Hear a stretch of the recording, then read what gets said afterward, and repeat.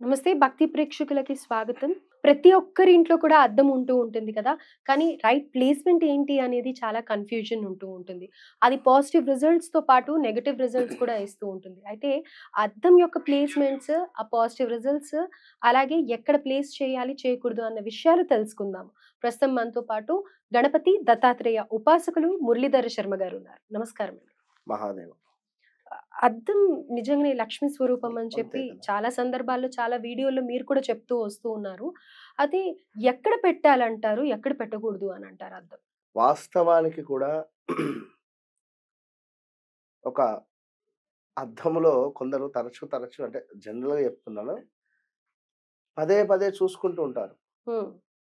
అద్దంలో చూసుకోవడం గాని, ఇది ఒక మన దువ్వుకోవడం గాని, ఎక్కువగా రెడీ అవ్వడం గాని, అంటే శుక్రునికి సంబంధించినటువంటి కొన్ని లక్షణాలు గాని, శుక్రుడు వీరికి లగ్నాతున్న, శుక్రుడు వీరికి పంచమాతున్న, శుక్రుడు వీరికి 12వ స్థానంలో ఉన్న, ఎక్కువగా కూడా ఎక్కువ శుక్రునికి సంబంధించినటువంటి లగ్నాలైన భరణి నక్షత్రము, ఇలా శుక్రునికి సంబంధించినటువంటి కొన్ని నక్షత్రాలున్నా కూడా, వీరు ఎక్కువగా కూడా అద్దాన్ని వదలరు. హుహు.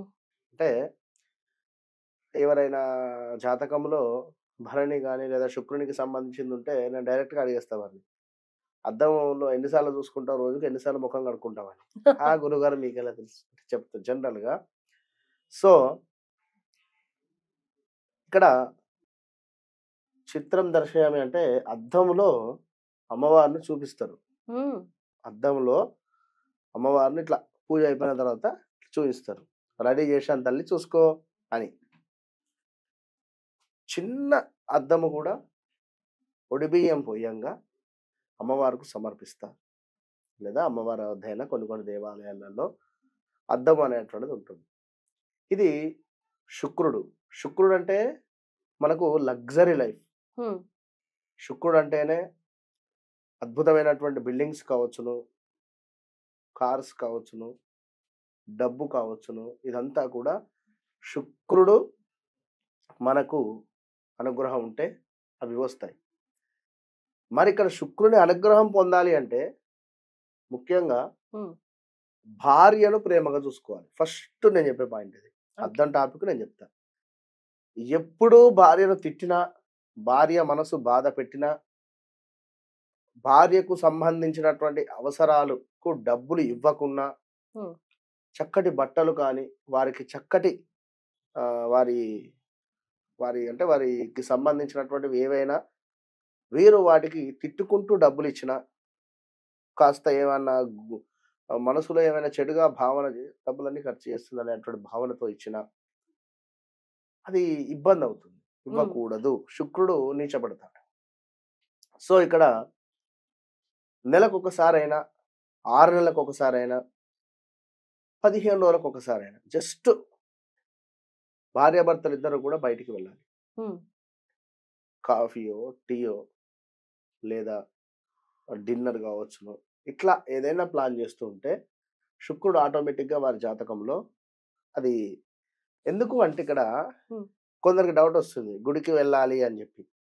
కాఫీ, టీ ఎందుకు అంటే, అక్కడ ఒక ఎన్విరాన్మెంట్ గాని, ఒక అద్దాల రూములు గాని, లేదా ఒక అంటే ఏదో రోడ్డు మీద అని నేను చెప్పట్లేదు. మంచి చక్కగా వాళ్ళ మనసుకి హ్యాపీగా అనిపించే చోటు. హ్యాపీగా ఉండేటువంటి ప్రదేశాలకు తీసుకువెళితే హ్మ్. బీచ్ కావచ్చును, వాటర్ కావచ్చును, లైక్ ఎక్కడైనా సంతోషం. ఎక్కడైనా నేననేది ఒక కార్ డ్రైవింగ్ గాని, లేదా ఇప్పుడు చెప్పినటువంటి హోటల్స్ కానీ, ఇక్కడ యాక్టివేషన్ తన మనసు తృప్తి అవుతుంది. హ్మ్. టెంపుల్ తీసుకువెళ్తే ఉంటుంది. ఆ డివోషనల్ దానిది వేరు. ఇక్కడ శుక్రునికి సంబంధించినటువంటిది యాక్టివేషన్ జరిగితే, భార్య ద్వారా భర్తకు అద్భుతమైనటువంటి ధనలాభం కలుగుతుంది. హ్మ్. సో, ఇప్పుడు ఇంట్లో మాట్లాడలేని విషయాలు అక్కడ ఎన్నో బయటికి వస్తవి. ఎన్నో మాట్లాడుకుంటారు. సో, బయటికి వెళ్ళినప్పుడు మళ్ళా పోట్లాడుకోకుండా ప్రశాంతంగా ఉండండి. అయినా ఇంట్లో ఏదన్నా మనస్పర్ధలున్నా కానీ బయటికెళ్ళినప్పుడు నలుగురిలో ఆ ఉత్సాహం వేరేనే ఉంటుంది. కనుక అట్లా నేను చెప్పినటువంటిది అర్థం. సో, ఏదైనా రెస్టారెంట్ కావచ్చును, మంచి పెద్ద 5 స్టార్ హోటల్ కావచ్చును. అంటే మీ రేంజ్‌కు తగ్గట్టుగా. హ్మ్. అప్పు చేసిన బొమ్మని నేను చెప్పను. హ్మ్. సో, అట్లా. ఇక్కడ మరి ఇలాంటి సిచ్యువేషన్స్ చేసినా మాకు కొంత ఇబ్బందికరంగా వస్తుందంటే మరి ఏంది అనేది చూసుకోవాలి అది కూడా. సో లక్ష్మీదేవికి స్వరూపమైనటువంటిది అద్దం. అద్దం మనం ఆ విధంగానే అనుకుంటాం. అద్దం పగిలినా కూడా అయ్యో అశుభం అనుకుంటాం. అనుకో. సో పగిలినటువంటి అద్దాలు కూడా ఇంట్లో పెట్టం. కనుక ఇంట్లో మెట్లు కొందరివి డూప్లెక్స్ హౌసెస్ ఉంటాయి. మెట్లకు ఆపోజిట్లో అద్దం అనేటువంటిది పనికిరాదు, పెట్టకూడదు. ఉం? దీనివల్ల లక్ష్మి అనేటువంటిది హరిస్తుంది, ఉండదు, నిలబడదు. అండ్ నార్త్ ఈస్ట్ వెస్ట్ ఈ డైరెక్షన్స్లో ఎక్కడైనా పెట్టుకోవచ్చు మిర్రర్, అద్దం. ఇక సౌత్లో కానీ మనకు అదేవిధంగా సౌత్ ఈస్ట్లో కానీ అదేవిధంగా సౌత్ వెస్ట్ కార్నర్లో కానీ ఈ సందర్భాలకు సంబంధించినటువంటి ప్లేస్లో ఆ యొక్క మిర్రర్ను పెట్టకూడదు. మరొక ముఖ్యమైన విషయం ఏమిటంటే ఇవాళ రేపు అద్దంలో చూస్తూ పళ్ళు తోముకుంటారు. ఇది కూడా మంచిది కాదు.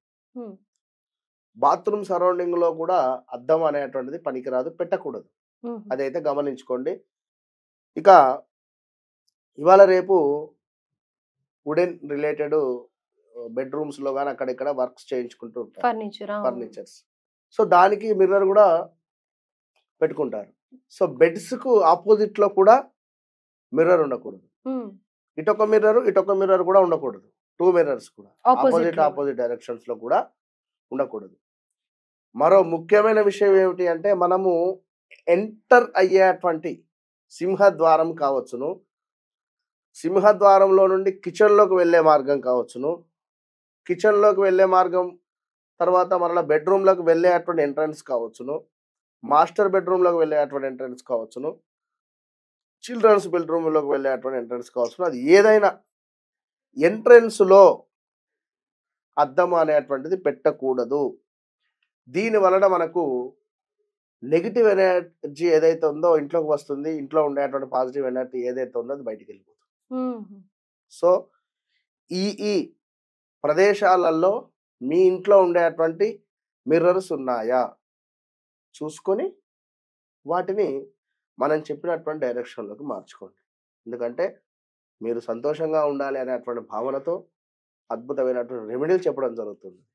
కనుక ఎందుకంటే కొన్ని మనము స్వయం కృత అపరాధాల వల్ల కూడా ఇబ్బందులు ఎదురవుతాయి. చిన్న మిస్టేక్స్ కూడా పెద్దగా దారి. సో ఇప్పుడు ఈ అద్దము ఎక్కడ పడితే అక్కడే పెట్టేసుకుంటే ఇబ్బందులు రిలేటెడ్ ఇబ్బందులు కానీ జరుగుతాయి.